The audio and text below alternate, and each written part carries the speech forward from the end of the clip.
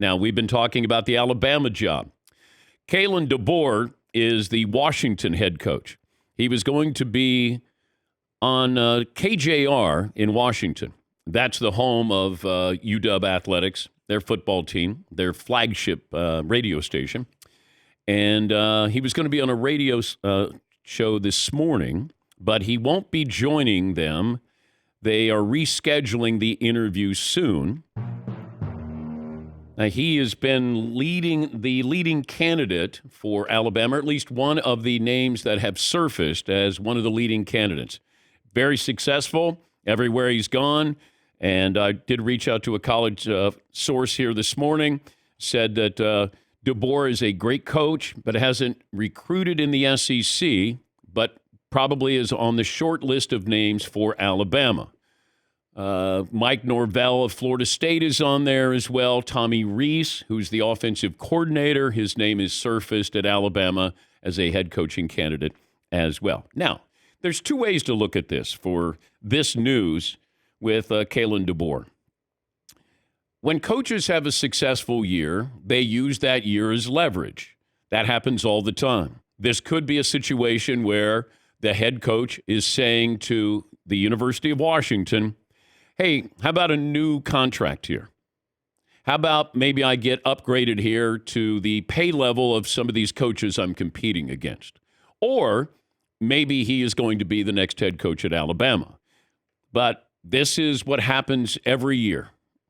Every year at this time. Coach is thinking about his name gets leaked out. Hey, I could leave. Oh, we got to make sure that, we sign him up for long term. So either way, I wouldn't be surprised if it's Kalen DeBoer renegotiates his contract, signs an extension with UW, or he's the next head coach at Alabama. But I think from what I was told yesterday by a source, Alabama is going to wrap this up by the weekend. At least that's what my source said.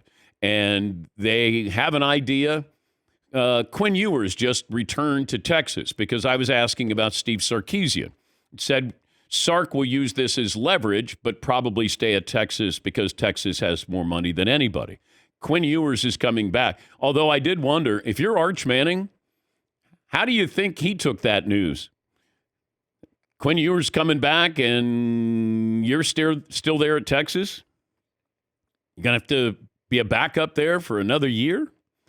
But I would imagine that Sark, at least from what I'm told, is going to stay at Texas.